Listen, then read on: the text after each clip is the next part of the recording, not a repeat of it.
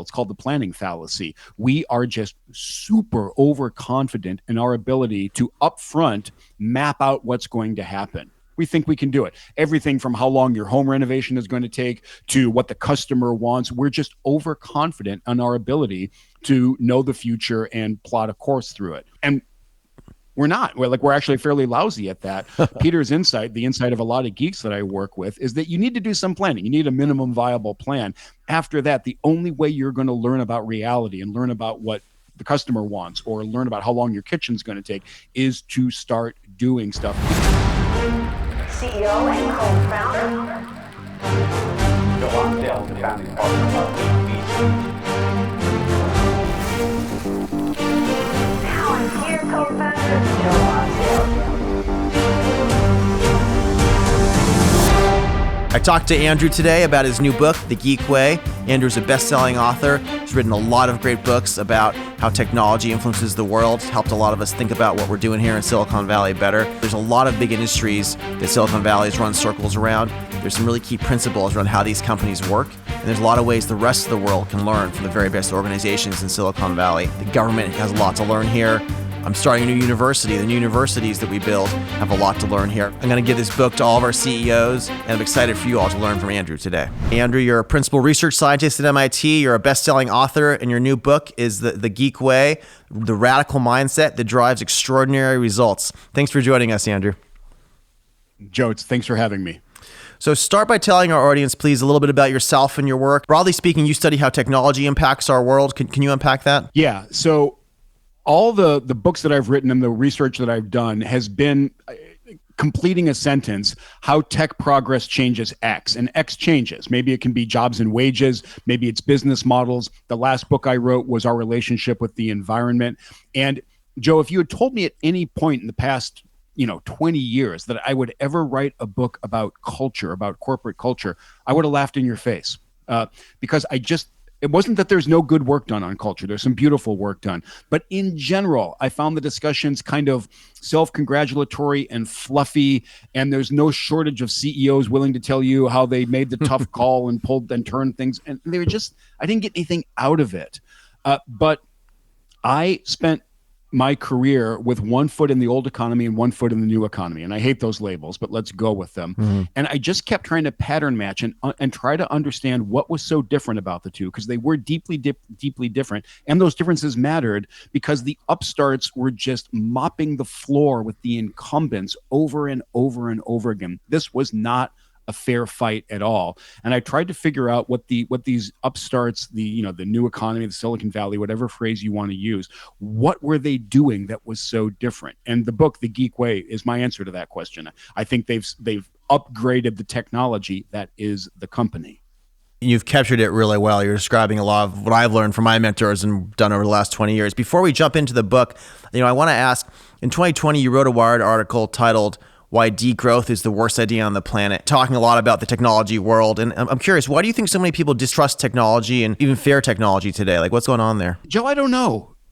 It's weird. Your podcast is called The American Optimist, right? And we're in this period of pessimism about a lot of the things that I think we should be incredibly optimistic about. And it is true that every time a super powerful technology comes along, and maybe I'll lapse into economist speak and call these things general purpose technologies. These are like the steam engine and the internal combustion engine and electrification. These are the things that accelerate economic progress and, not coincidentally, make our lives better. Every time one of these things comes along, some problems come along with it. This is not new news anymore. But we've lapsed into this mode that I find weird and troubling, where especially the more elite you are, the fancier you are, you signal that you're elite and fancy, not by analyzing the amazing new technologies that we have now, but by problematizing them. And those are not the same exercise. It's like we're back to the Luddites again, but it's like a sophisticated version of it, Yeah, but let's just list all the things that could possibly go wrong. That's not that hard to do. You and I could get it on a whiteboard and make a long list of all the bad things about the hammer. I find it a shallow exercise overall. Analyzing, talking about costs and benefits, or trying to understand what's going on in a holistic way. That's a really difficult exercise. I think in general, when we analyze these very powerful technologies, we conclude that nothing improves the human condition and the state of nature more than technological progress. And somehow we've lapsed into problematizing instead of analyzing. No, I think that's a shame. it's completely true. I think you have to actually be slightly smarter to understand systems and be optimistic about the new possibilities we don't see versus it's like a slightly easier problem to see the obvious problems with changing things, I think it's maybe not just smarter, but also a little bit braver, because I think there's an old John Stuart Mill quote who says it's the person who despairs when everybody else is in a good mood that we think is smart. I completely butchered that quote, but he nailed this negativity bias that we still have and that I think is really rearing its head today. And I think you and I should say up front, we are not I'm not, and I know you're not. We're not technology Pollyannas. There are challenges that come along with very powerful technologies. Amen. We need to spend time on them and deal with them. Amen. Do we need to sit around and problematize the technology all the time? No. Well, I woke up every morning this summer with notes from friends who journalists had reached out to try to find some dirt on me. So I think this is a culture right now where it's to attack technologists. But let's jump into analyzing them instead and hearing about them. Your book's called The Geek Way. How do you define a geek? You grew up obsessed with computers. Do you count as a geek? Yes, but that's being arrogant, because geek is a term of praise for me. And I think more broadly in our culture, the definition of geek has morphed and it's now tossed around more as a term of praise or admiration than an insult. And it's not just somebody who likes computers way too much. These days, I think a geek is anyone with two characteristics. Number one, they get obsessed with something and they're tenacious and they can't let it go. And whether that's wine or Star Wars trivia or artificial intelligence, doesn't really matter. They just get obsessed.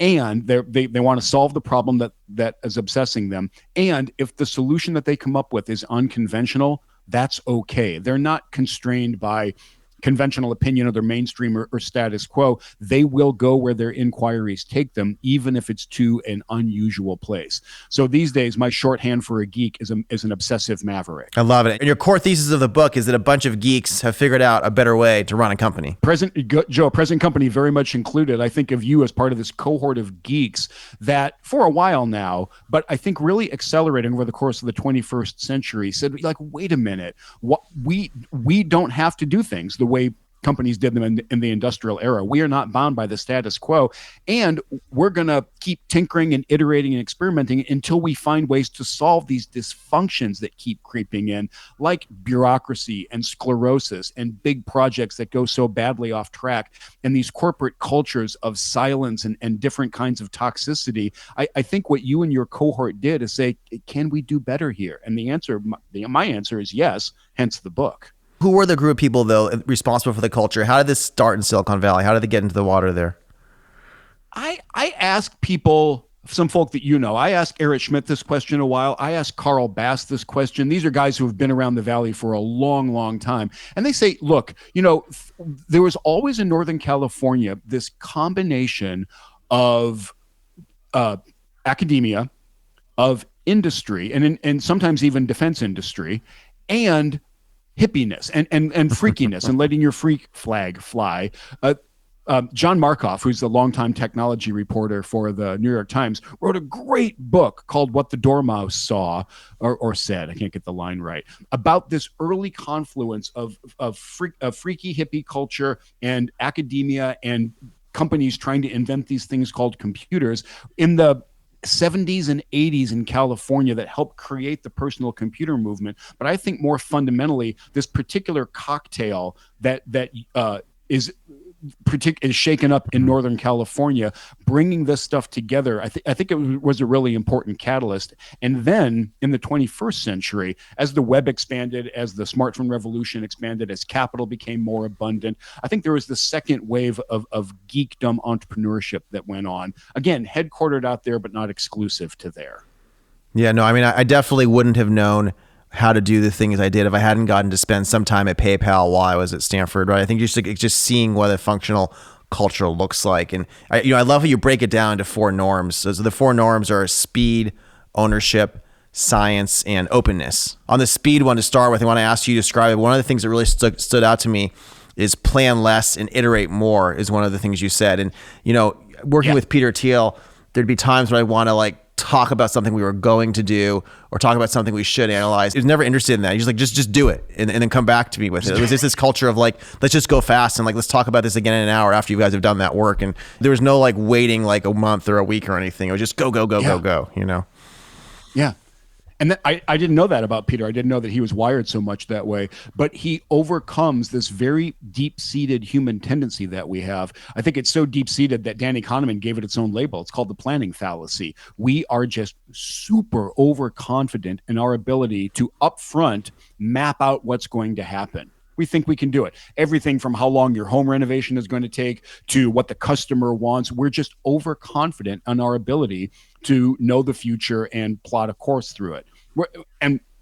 We're not. We're actually fairly lousy at that. Peter's insight, the insight of a lot of geeks that I work with, is that you need to do some planning. You need a minimum viable plan. After that, the only way you're going to learn about reality and learn about what the customer wants or learn about how long your kitchen's going to take is to start doing stuff and getting valid feedback on the fastest possible cadence. 100%. So for me, the great geek norm of speed, velocity is not the right synonym. Cadence or clock speed or pace of iteration is the right synonym. Just get good feedback and then try it again. 100%. You know, I love this because right now we're working a lot on all these AI possibilities, and I have these young geniuses on my team, and they come out of, you know, academia and PhD programs their whole lives, and there's this instinct to like kind of like overplan everything and talk about it for so long. I'm like, you know what, guys, actually, let's just hire a few of these people and let's try building this and seeing how it works, and then let's get feedback from the industry and let's try again. And like, but Joe, how could you start something when we don't even know for sure what's going to work? And I'm like, well, that's how you do it. You start trying, right? You start iterating, you start going, and it's like the Silicon Valley mindset to start building and trying things. I think it is very different than how the rest of the world approaches things. I agree. And I think it's one of the keys to your success. When I talk to industrial era companies about this, the immediate pushback I get is that sounds fine for building a consumer web application, but there are mission critical things out there, and there are things that we cannot get wrong. And I say, I completely agree with that, but you're making the mental error of smashing together the way you develop a thing versus whether or not the thing can fail. And to make that concrete, SpaceX is the only American company that has built a capsule that is authorized by NASA to take human beings up to the ISS and eventually onto the moon and maybe Mars, right? Mm-hmm. They're the only ones that did that. There's nothing more mission critical, I think, than keeping people safe in space. SpaceX is the only one that can do that these days. And the way they did it is not by planning a ton. As you probably know really well, that company are fanatics about iteration and getting feedback. Meanwhile, NASA, which got a bigger contract at the same time that SpaceX did to build the capsule, they have not yet had their first crewed test. Yikes. This iterative approach is the way to learn quickly and improve, even if what you're trying to do is very mission critical and failure intolerant. I love that. Let's move on to the second one. You write a lot on ownership. It means a lot of different things to you. Tell me what you mean by ownership. For me, it's kind of the opposite of bureaucracy, and everyone would nod their heads to that. Here's the tougher part. It's also, in some sense, the opposite of cross-functional coordination and process and structure and hierarchy. Now, I'm not saying that ownership equals chaos or equals anarchy, but it involves a lot less of all of those things than we became fond of in the industrial era. Joe, I don't know if you're old enough to remember the era of business process reengineering that really got kicked off in the early to mid 90s. I read a lot about it. It sounds terrible. But no, the fact that you just said that is interesting because to your ears, it sounds terrible. I cannot tell you how good it sounded to us, me included, when we first heard about it in the mid-90s. Well, you had to fix the processes, I guess, huh? There are too many processes. We're going to define in advance all the things this company is going to do. We're going to embed them in software, and everybody has the same sheet of music to play from, and we're going to make beautiful music together. And we did that. We did that for a long, long time. And we wound up with these very top-heavy, sclerotic kind of bureaucracy, barnacle-encrusted companies that found it very hard to move quickly or to kind of, liberate their people at all. And what you and your geeky cohort are doing is figuring out how to build companies that are still very good at executing, right? But don't have that same kind of crazy overhead associated with it. Amazon is one of my favorite examples because they're a gigantic company now, but they still have this philosophy of like, kind of what's the minimum amount of production. They got rid of their NPIs you talked about, right? Because they used to do this horrible thing in the 90s. Oh yeah, yeah, yeah. I didn't know this at all. Amazon was actually well on its way to being exactly this kind of top-heavy bureaucratic mess. If you wanted to innovate at Amazon in the late '90s, you submitted your idea to this innovation bureaucracy that would pass judgment on it, and then they would tell you if you got to proceed. If you didn't get to proceed, but you didn't have to support anybody else, or if you didn't get to proceed with your idea and you had to support a bunch of other ideas, this was just this absolute misery inside Amazon. Bezos realized that it wasn't working, that it was jamming the company up. And so in this great book, Working Backward, written by a couple of ex-Amazonians who were there, they said, okay, and Bezos said, to his great credit, my first preferred approach for managing innovation at this company is wrong. And we're going to go 180 degrees in the opposite direction. We're going to build a company where you don't need to ask anyone's permission and you don't need to resource seek from anybody if you want to try something new. I love it. And that involved completely modularizing and decoupling the technology stack. That's the birth of Amazon Web Services and to a large extent the cloud industry now, and also this organizational decoupling. And what the authors of Working Backwards said is we learned over time that when we set this up, and they had 2 pizza teams initially, the teams that worked the hardest to reduce their dependencies were the ones that were most successful later on. They quote Bezos as saying, if Amazon is a place where builders get to build, we have to cut down on the communication. And Sebastian Thrun, who's an amazing alpha geek, said the same thing. He said, look, I tell my teams, it's not that don't ever talk to anybody, but if you run your idea up the flagpole and then back down the flagpole, it's going to be almost unrecognizable by the time it comes back to you. Just go do stuff. This is how Steve Jobs did innovation as well. He'd create these groups that were totally separate, and he wouldn't let anyone else reach in and interfere. I think the quote was that if you have a committee to design a horse, you're going to get a camel. And so you need to have the groups be totally separate, and he'd have ones that only he could talk to. So it's just very interesting. It's a similar framework, for all these guys. Yeah, and Apple is a very secretive company in a lot of ways, but part of what they're trying to do is, I think what you said, they're just trying to encapsulate innovative teams so that they don't get bogged down in all of the crossfire that goes on in a company, which was done with good intentions, but the end result wasn't great. So the business geeks said, all right, we're not doing that anymore.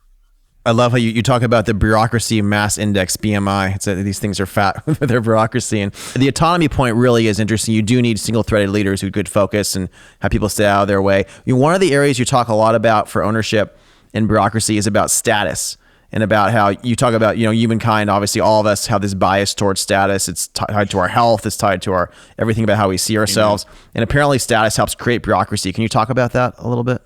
Yeah, you bring up this really interesting point. So far, I've been dumping on the bosses, right? They're the ones who create these really elaborate processes and approval loops and all that. That's half the story. And I'm not even sure it's the bigger half of the story, because one of the things I learned when I was researching the book is how important status is for us human beings. And I was actually surprised by it. I shouldn't have been, because once you realize what we are, we're the most social species on the planet. We're the most social creatures on the planet.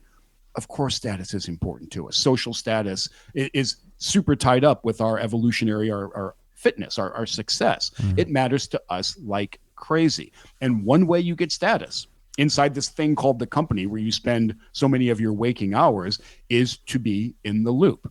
And so subconsciously, almost all the time, we humans, we want to be part of the process. We want to be in the loop. We want to be consulted, either in a hard way or a soft way. We want to gatekeep. It's part of who we are. Yeah. And what the geeks have done is they've channeled that desire for status, and they channel it in ways that are aligned with the goals of the company. And they work super hard not to allow these kind of bureaucracies to encroach, so that you can gain status in a way that's not aligned with the goals of the company. Just through doing books and podcasts, right?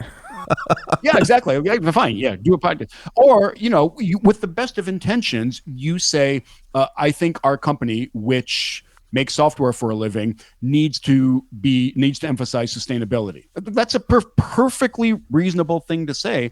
However, if you're spending 5 hours a day promoting sustainability inside your software company, and that's not your job, Are you acting in ways that are aligned with the goals of the company?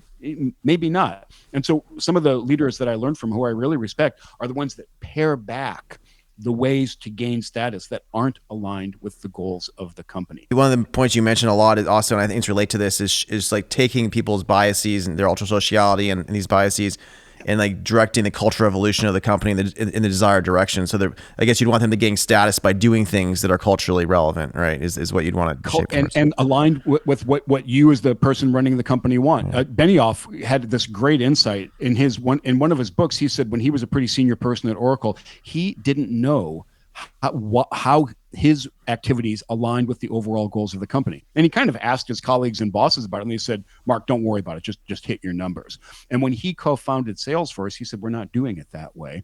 And you've probably heard of the V2 MOM process at Salesforce, which everybody there does and participates in and kind of believes in. All it does is it's this cascade where you and your team have to say how what you're doing aligns one level up, aligns up right up to the top of the company with the overall goals of the organization. And my friends who work at Salesforce say, before you go into a meeting with somebody, it is very common to look up their V2 MOM so you know what their priorities are for the year. That's really lightweight. It's just an example of what John Doerr would call an OKR process, an objectives and key results process. It's simple, but it works. And that's how to keep everybody, this atomized kind of swarm of teams at the company, how to keep them aligned and moving in the right direction.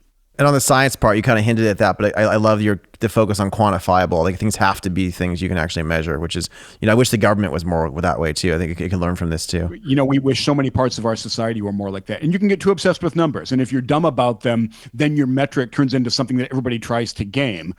But that's not a reason not to try to measure things. And for me, the heart of the geek norm of science is something you said a little while ago. It's channeling people's innate tendencies. I think what you and the other geeks have realized is, let's not try to change how we human beings are wired. That's really, really tough homework. Let's work with it. Let's work with our wiring. One of the aspects of our wiring, maybe the easiest cognitive bias to elicit, you can see it in any intro to psych course, is overconfidence. We are chronically overconfident creatures, mainly because, and this was a great insight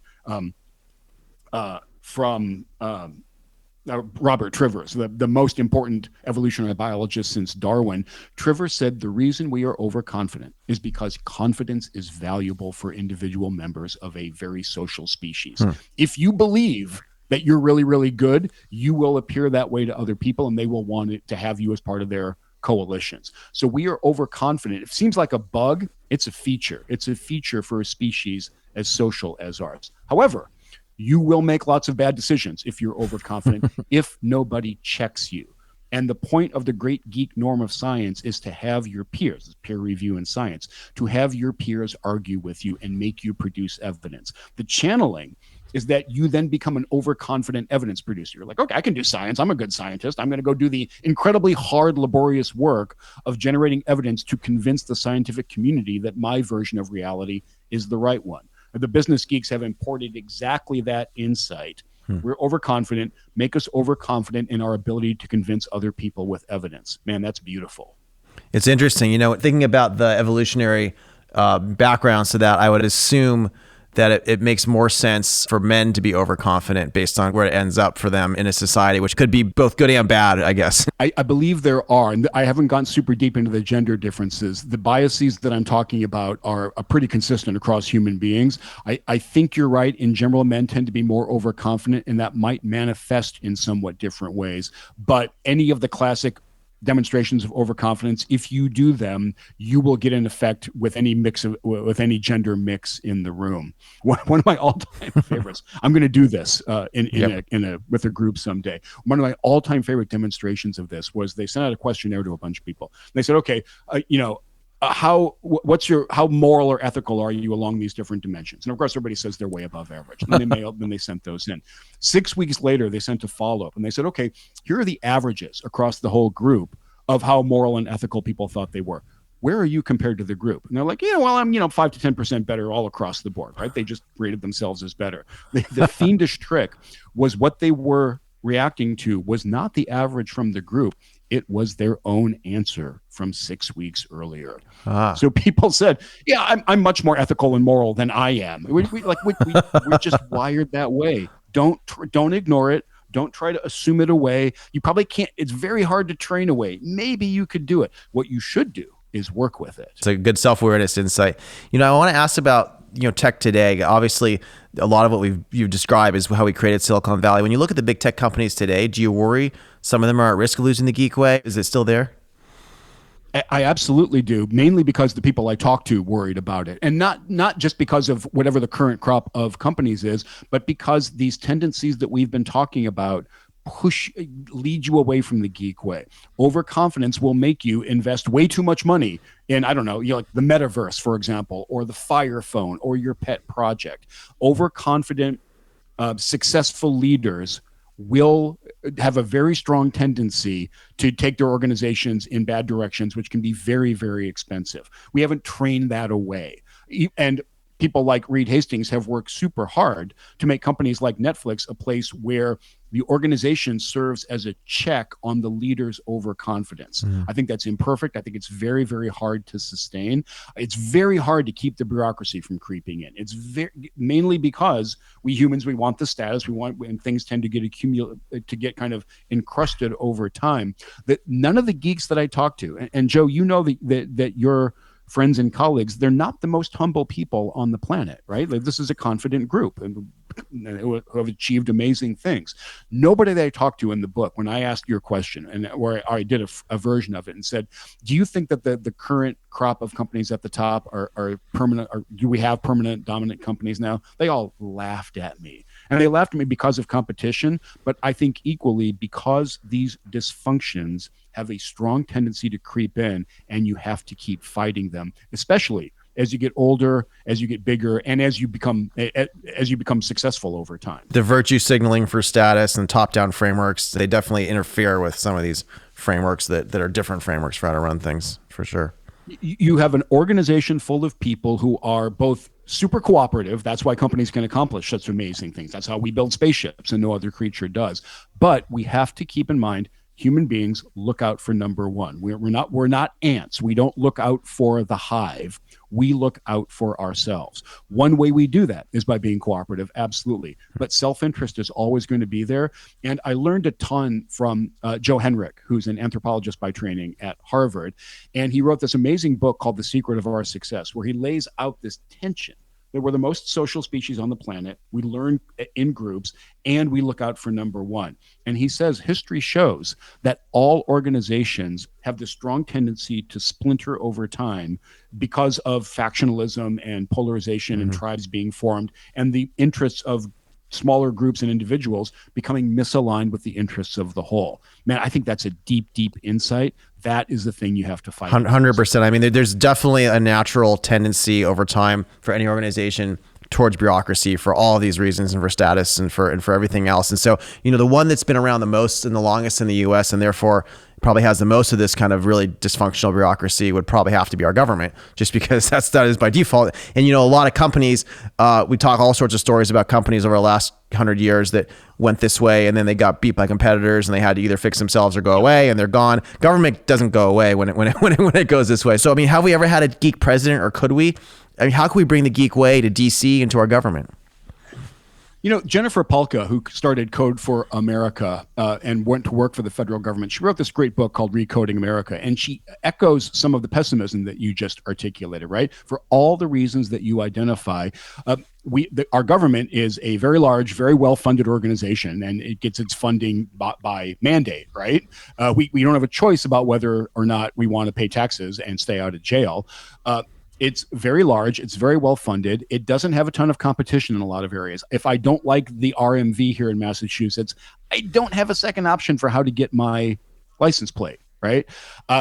And it has all of these tendencies. So no surprise, our government has become larger and more bureaucratic over time.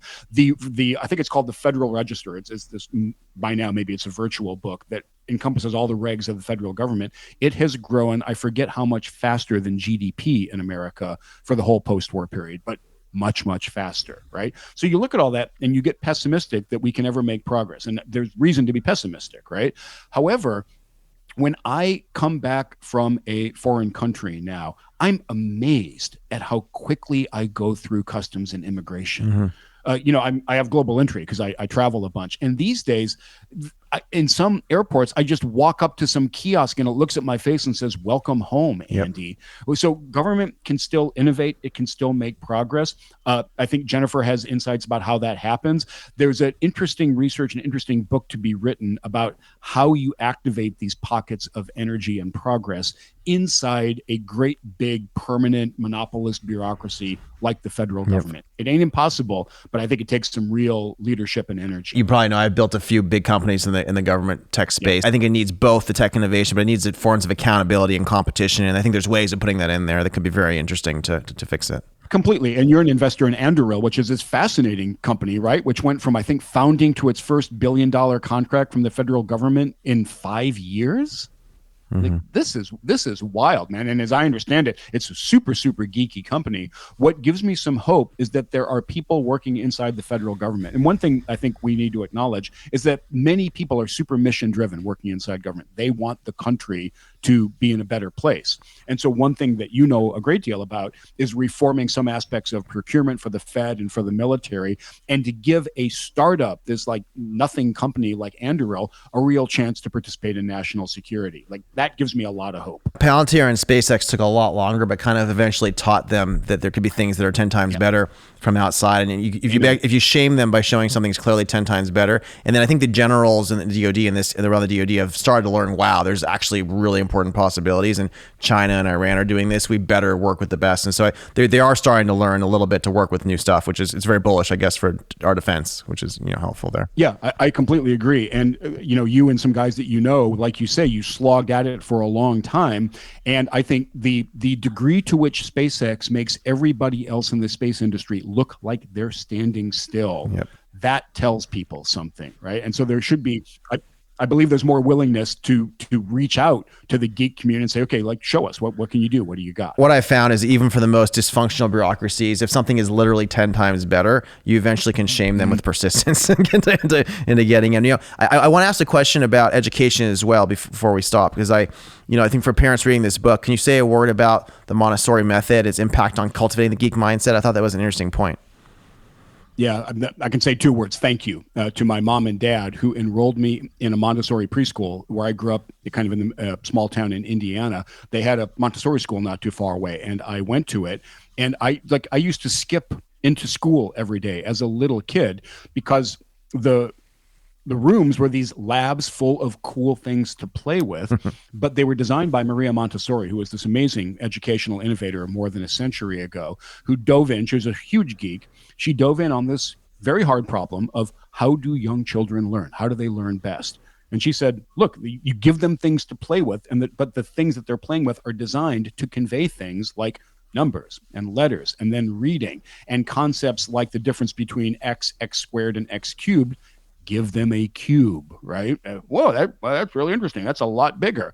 So I remember playing with these kinds of things as a little kid, and Montessori only went as far as the 3rd grade. And so my parents enrolled me in the public school. And I'm like, wait, what did I do? Why am I being sent to the gulag here? Because I'm sitting in a desk in the same place all day, every day. And every hour, a new subject happens, whether I want to move on. Like, are you messing with me?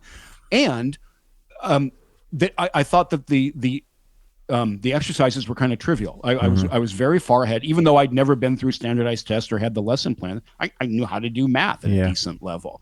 And there's a Montessori mafia in tech. Both Larry and Sergey went to Montessori. Jeff Bezos was a Montessori kid. And I don't think that's a complete coincidence. It has a lot to do with they got very lucky with their parents. But also, if as a very young person, you are taught that the world is an interesting place, and your job is to go poke at it, man, that is different than the world is a slog, and the whole point here is to prepare you to be a cog in some gigantic machine. Yuck. 100%. We're doing that for our daughters too. And let's zoom out. We started the American Optimist to push back on the cynicism and pessimism in our country. You study technology. What makes you most optimistic for our future? We're inundated with all these doomsday scenarios. What's the best case for optimistic version of America's future? History, man. Like we human beings, we've screwed up a bunch, but we have muddled our way through. And while there are so many more of us on the planet now, there are fewer, not a smaller percentage, there are fewer human beings living in dire poverty on the planet Earth than was the case 200 years ago. We're messed up and we get a lot of things wrong and we muddle through it, and periodically very, very bad things happen. All that is true. Holy cow, would you rather be born today than 20, 50, 100, 200 years ago? And Joe, like, as you know very well, the technology toolkit that we are building now is without precedent, right? We have an entity that understands human language and can participate with us. And that's a baby technology. How good is that going to get? We're going to do quantum computing. We are going to go through the energy transition, I think probably via nuclear and hopefully via fusion. These things are going to happen in your lifetime and my lifetime. Now, we're going to get some stuff wrong along the way. But like with that optimism out there, am I worried about the Terminator? Man, I have other things to worry about. I love it. Well, Andy, I'm buying copies of the Geekway for all of our CEOs and a bunch of friends, and I really appreciate you taking the time to chat with us today. Joe, that is super kind. Thanks for incredibly sharp questions. I really enjoyed this.